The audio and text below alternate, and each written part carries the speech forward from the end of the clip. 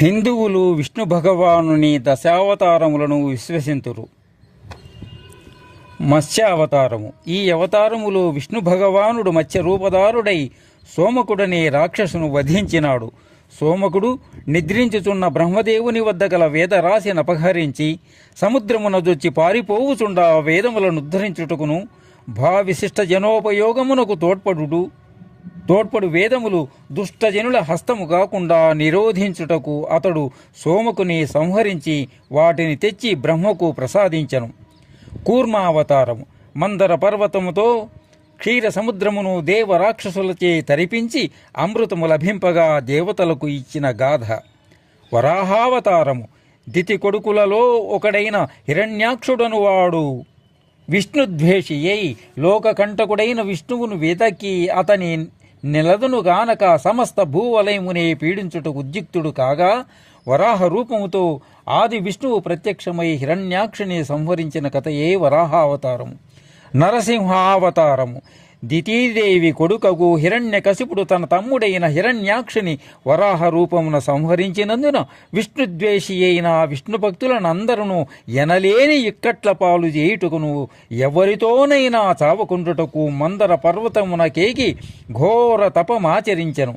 తపోనిష్ట చేత బ్రహ్మను సంతోషపరచి యమోఘవర ప్రసాదితుడై తిరిగి వచ్చి ఎట్టి కైదవుల చేతనైనను ఎవ్వరి చేతనైనను చావని వరము గలవాడవుట చేత వరగర్వ దర్పితుడై 14 లోకములను క్షోభ పెట్టసాగెను. అంత ఆ హిరణ్యకశిపునకు ప్రహ్లాదుడను పేరు గల పుత్రుడు ఉదయించి విష్ణు భక్తుడై తండ్రిని వ్యతిరేకింప హిరణ్యకశిపుడు అతనిని చంపించుటకెన్నియో ప్రయత్నములు సల్పి విఫలుడై తుదకు విష్ణువెందున్నాడో చెప్పుమని బాధింపగా విష్ణువు సర్వత్రా ఉన్నాడని ప్రహ్లాదుడు తెలిపెను. అందులోగా హిరణ్యకశ్యపుడు సభామంటపము గల ఈ స్తంభమున ఉన్నాడా అని ప్రశ్నింపగా ప్రహ్లాదుడు నిస్సందేహముగా ఈ స్తంభములో ఉన్నాడు, విష్ణువున్నాడు అనెను. హిరణ్యకశ్యపుడు స్తంభమును గదతో వేయ స్తంభము పగిలి నరసింహాకారంతో విష్ణువు ఉద్భవించి హిరణ్యకశ్యపుని సంహరించెను. ఇది ఏ సింహావతారము. వామనావతారము. విష్ణు భక్తుడైన ప్రహ్లాదుని మనుమడు బలిచక్రవర్తి. అతడు దానముల యందును యజ్ఞముల యందును పేరొందిన వదాన్యుడు. బలశౌర్యముల చేత అమరేంద్ర సింహాసనమును ఆక్రమించుకొని బలిచక్రవర్తి అను పేరు పడేయగలిగెను. బలిని బంధించి మేలనర్చుటకై విష్ణువు అదితి కశ్యపులకు జన్మించి వామనుడను పేరొంది బలిచక్రవర్తి యజ్ఞశాలకేగి 3 అడుగుల భూమిని దానమడుగా బలిచక్రవర్తి వామనునకు 3 అడుగుల భూమిని దానమివ్వగా వామన రూపుడకు విష్ణువు ఒక పాదమున భూమిని గప్పి 2వ పాదము వ్యస్తదము ఆవరించి 3వ పాదమును బలిచక్రవర్తి తలపై మోపి పాతాళమునకు అనగదృక్కి దేవతలకు తోడ్పడిన అవతారము వామనావతారమని చెప్పుదురు. పరశురామావతారము. విష్ణువు జమదగ్ని మహర్షికిని రేణుకాదేవికిని పరశురాముడను పేర జన్మించి తండ్రిని హింసించిన హైహయుల చక్రవర్తియకు కార్తవీర్యార్జుని మరియు అతని సుతులను సంహరించి 21సారి భూ ప్రదక్షిణము చేసి క్షత్రియ రాజుల సంహరించుటచే పరశురామావతారము. శ్రీరామావతారము. రామాయణ ఇతివృత్తము సర్వజన వేద్యమైనది. ఈ ఇతిహాసమును కొద్దియో గొప్పనో తెలియని హిందువుడు లేడనియే చెప్పవచ్చును. రామాయణము శ్రీరామచంద్రుని కథను తెలుపు గ్రంథము.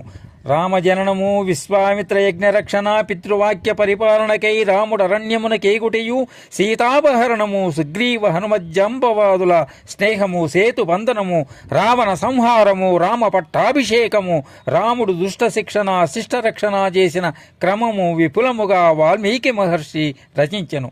త్రేతాయుగమున శ్రీ మహావిష్ణువు చతురంశముల చేత దశరథ మహారాజు 3 భార్యలకు రామ, భరత, లక్ష్మణ, శత్రుఘ్నునామములతో కౌసల్య, కైక, సుమిత్రులకు జనించుటయే రామావతారము. కృష్ణావతారము. శ్రీ మహావిష్ణువు ద్వాపరయుగంలో లోక కంటకులకు కంసాది రాక్షస సంహార్తము బందిశాలలో ఉన్న దేవకి వసుదేవుల గర్భమున జన్మించి యాదవ వంశమును పునీతము చేసి పాండవ పక్షపాతి అయి దుర్యోధన వంశ నిర్మూలి అయి అర్జునులకు భగవద్గీత మహోపదేశము చేసి అనన్య రాజకీయ చతులను సహితము చకితులను చేయు మహాద్భుత కార్యములు నర్చి దేశమునగల దుర్మార్గులను రూపుమార్పిన రాజయోగియే శ్రీకృష్ణ పరమాత్మ. అతని పవిత్ర చరిత్రయే శ్రీకృష్ణావతారము. బుద్ధావతారము. బుద్ధుడు కపిలవస్తూపుర భర్తయగు శుద్ధోదన మహారాజు కుమారుడు, మాయాదేవి కొడుకు. ఇతని మొదటి పేరు సిద్ధార్థుడు. ఇతడు గురువు విశ్వామిత్రుడు అని పేరు గలవాడు. ఇతనికి చెన్నుడను మిత్రుడొకడు ఉండెను. ఇతడు యశోధర అను పేరు గల యువతిని పెళ్లి చేసుకునియెను. ఒక పుత్రుడు కూడా జన్మించెను. ఒకనాడు సిద్ధార్థుడు పురమును దూచుటకై చెన్నునితో సహా బయలుదేరినప్పుడు ముందెన్నడూ ముదిమి చావు రోగములు చూచి ఎరుగని రాజకుమారుడు ఒక ముదుసలివాణిని మరియు ఒక రోగిష్టిని మృత కలేబరమును చూచి చెలించి లోకము సమస్తము నశించునదియే, దీనికింత భ్రాంతి చెంది తరతమ భేదములతో పోట్లాడి తాపాత్రయపడి జీవించుట అవివేకమని దృఢ నిశ్చయుడై వైరాగ్యశీలుడై అర్ధరాత్రి వేళ రాజ్యభోగములను భార్యాపుత్రులను సహితము వదిలి బుద్ధిని శాంతిని వెదుకుచూ అరణ్యములలో తిరిగి అఖండ తపమాచరించి సిద్ధి పొంది విశ్వమానవ కళ్యాణమునకై శ్రమించి ప్రేమ, విశ్వాసము, అహింస, కర్తవ్య నిర్వహణము, సర్వమానవ సమానత్వములను ప్రపంచమునకు చాటి చెప్పినదే బుద్ధావతారము. ఈ అవతారము కూడా విష్ణుదే అని తెలుపుదురు. కలికి అవతారము. కలియుగాంతమున భగవంతుడు విష్ణువు ఒక గుర్రపు రౌతు రూపమున రాగలడనియు అప్పుడు పాతకులు శిక్షింపబడి పుణ్యాత్ములు రక్షింపబడుదురనియు కలికి అవతారమును గూర్చి చెప్పుదురు. అవతారములు 10 అని చెప్పుచు కడపటి 2 అవతారముల ఎడల కొన్ని వివాదాస్పదములను కనబడుతురు. హిందువులు పైన కనబరిచిన 10 8 అవతారములను మాత్రము నిరభ్యంతరముగా నమ్ముచుందురు.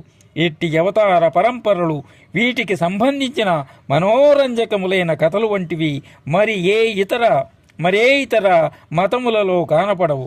రామాయణ, మహాభారత, భాగవత గ్రంథములు దశావతారములను క్షుణ్ణముగా తెలుపుననియే యుత్కృష్ట నీతి బోధకములు. కానీ వీటిని హిందువులలోనే చాలామంది నమ్మక వివాదపడుతుండుట కలదు.